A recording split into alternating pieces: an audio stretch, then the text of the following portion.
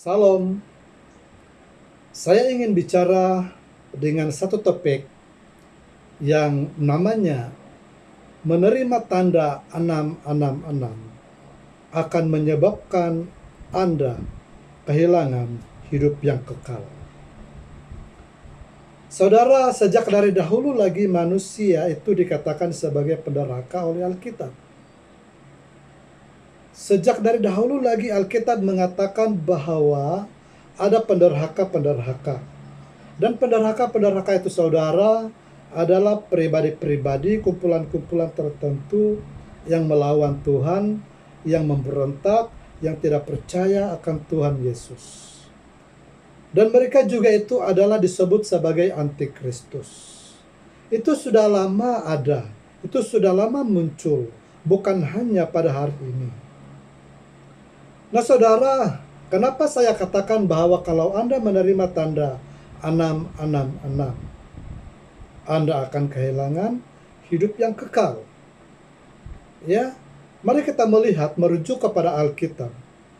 Kita perlu kembali kepada Alkitab karena Alkitab itu adalah cermin untuk kita melihat kebenaran, untuk kita melihat ya pekerjaan Tuhan, untuk kita melihat pikiran dan hati Tuhan, rancangan Tuhan untuk dunia ini, bahkan dalam hidup Anda.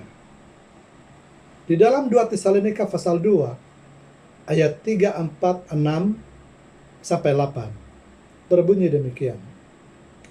Janganlah kamu memberi dirimu disesatkan orang dengan cara yang bagaimanapun juga. Sebab sebelum hari itu haruslah datang dahulu murtad dan haruslah dinyatakan dahulu manusia durhaka. Yang harus binasa, yaitu lawan yang meninggikan diri di atas segala yang disebut atau yang disembah sebagai Allah. Bahkan ia duduk di bait Allah dan mahu menyatakan diri sebagai Allah.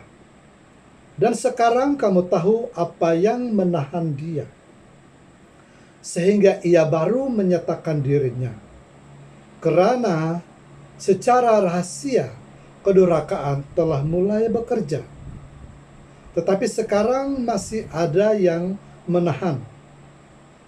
Kalau yang menahannya itu telah disingkirkan, pada waktu itulah si pendurhaka baru akan menyatakan dirinya. Perhatikan saudaraku yang dikasihi Tuhan. Ya, dikatakan di sini bahwa sebelum hari itu haruslah datang dahulu murtad dan haruslah dinyatakan dahulu manusia durhaka yang harus binasa, yaitu lawan yang meninggikan diri di atas segala yang disebut atau yang disembah sebagai Allah. Saudara, akan datang waktunya ya kumpulan-kumpulan pemerintah-pemerintah yang akan menguasai seluruh dunia, yang akan muncul sebagai pemerintah, sebagai kerajaan di seluruh dunia ini.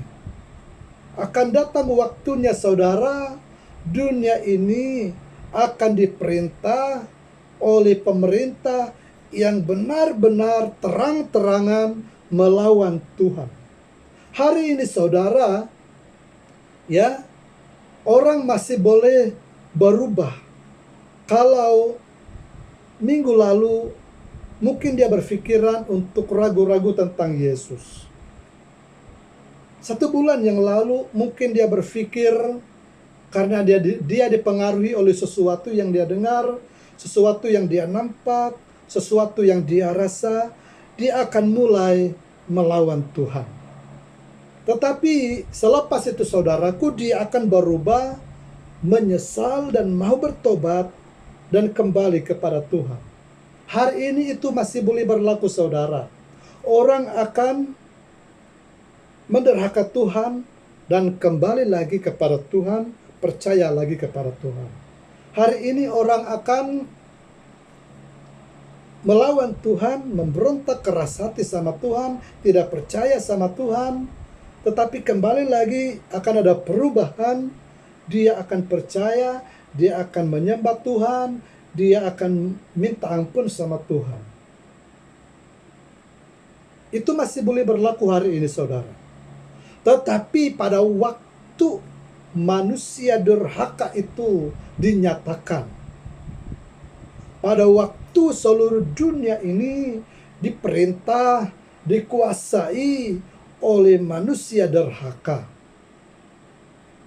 yang lawan akan Tuhan, yang terang-terangan melawan Tuhan, ya, kita manusia itu tidak akan dapat lagi berpikir hari ini begini, esok berubah.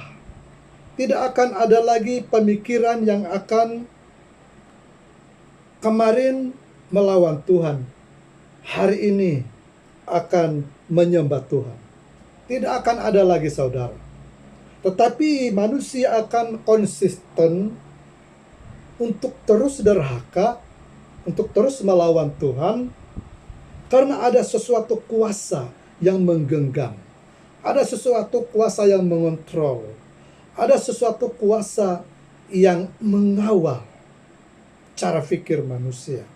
Akan ada sesuatu kuasa yang akan bekerja di dalam kehidupan manusia pada masa itu.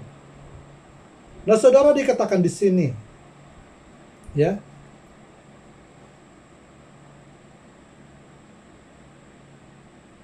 bahkan ia akan duduk di bait Allah dan mau menyatakan diri sebagai Allah. Perhatikan, saudara, dia akan duduk di bait Allah dan mau menyatakan diri sebagai Allah. Saudaraku yang dikasihi Tuhan, ini adalah rancangan setan. Ini adalah rancangan manusia durhaka. Ya. Ini adalah rancangan kuasa gelap yang mau menguasai seluruh dunia.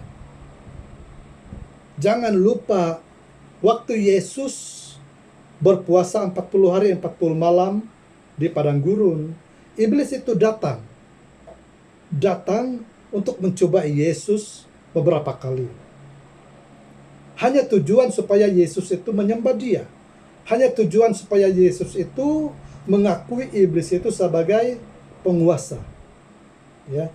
Jangan lupa rancangan setan ini. Dia tidak akan berhenti, dia tidak akan berputus asa, tetapi dia akan terus bekerja dan bekerja sehingga dia yakin dia berjaya. Dan dikatakan di sini bahwa bahkan ia duduk di bait Allah dan mau menyatakan diri sebagai Allah. Perhatikan, saudaraku, ya, dia akan menguasai seluruh dunia. Dia mau mengontrol kehidupan manusia. Alkitab berkata, tidak tahukah kamu bahwa tubuhmu adalah bait Roh Kudus? Hari ini iblis belum dapat menguasai seluruh manusia. Hari ini iblis belum dapat mengontrol seluruh hidup manusia. Karena kenapa, saudaraku? Kenapa iblis belum dapat menguasai manusia? Masih begitu banyak orang yang melawan setan. Masih begitu banyak orang yang tidak percaya akan setan. Ya. Karena kenapa? Dikatakan di sini. Dan sekarang kamu tahu bahwa apa yang menahan dia sehingga ia baru menyatakan dirinya. Karena secara rahasia kedurhakaan telah mulai bekerja. Perhatikan di sini. Tetapi sekarang masih ada yang menahan. Kalau yang menahannya itu telah disingkirkan. Pada waktu itulah si pendurhaka baru akan menyatakan dirinya. Hati-hati, saudara. Apabila seluruh dunia ini dikuasai oleh si pendurhaka. Dan si pendurhaka itu, saudara, hanya sebagai topping. Manusia durhaka itu hanya sebagai topping. Dan yang di dalamnya itu saudara adalah satu kuasa, yaitu setan. Setan belum dapat bekerja secara nyata. Si pendurhaka itu belum dapat bekerja secara nyata. Kuasa gelap belum dapat bekerja secara terang-terangan, secara leluasa di seluruh dunia. Karena masih ada yang menahannya. Siapa yang menahannya itu? Yaitu Roh Kudus yang ada di dalam diri Anda dan saya. Roh Kudus itu saudara menahan kemunculan kuasa gelap untuk bekerja lebih dasar, untuk bekerja lebih nyata, untuk bekerja lebih besar. Tetapi dikatakan oleh Alkitab bahwa akan tiba waktunya. Matius 24 ayat 15. Jadi apabila kamu melihat pembinasa keji berdiri di tempat kudus, menurut firman yang disampaikan oleh Nabi Daniel dalam Daniel 9:27 dan Daniel 11 ayat 31. Para pembaca hendaklah memperhatikannya. Saudara, kenapa? Ya, Alkitab ini bicara tentang hal si pembinasa keji berdiri di tempat kudus. Saudara, apabila si pembinasa keji itu sudah berdiri, artinya dia sudah menguasai seluruh dunia dan dia akan mengontrol hidup seluruh manusia di muka bumi. Kalau kita merujuk kepada Daniel 9:27, Daniel 11:31, ya, tidak akan ada lagi manusia yang akan berpikir untuk menyembah Tuhan. Tidak akan ada lagi manusia yang mahu ya untuk takut akan Tuhan. Tetapi mereka sepenuhnya sudah dikuasai oleh setan. Saudaraku, kita perlu berhati-hati mulai hari ini. Karena itu tidak akan lama lagi muncul.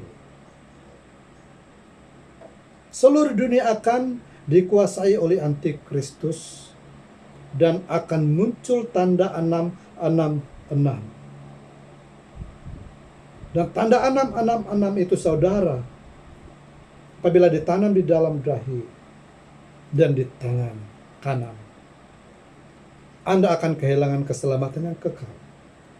Mari kita melihat Wahyu 13 ayat 16 sampai 17.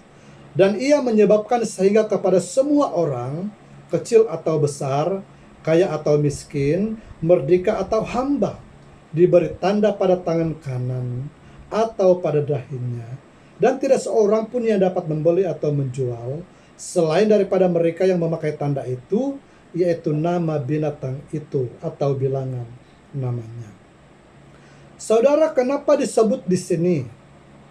Selain daripada mereka yang memakai tanda 666, tidak boleh membeli atau menjual. Saudara, setan itu memang dari dahulu mahu mengontrol manusia. Setan itu sejak dari dahulu mahu menguasai manusia. Bahkan dia coba mempengaruhi Yesus waktu Yesus berpuasa di padang gurun. Kita perhatikan saudara,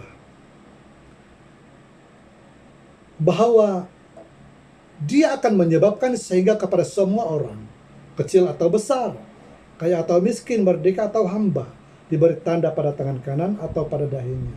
Artinya saudaraku, tidak akan ada orang yang terlepas. Tidak akan ada orang yang terkecuali kerajaan antikristus.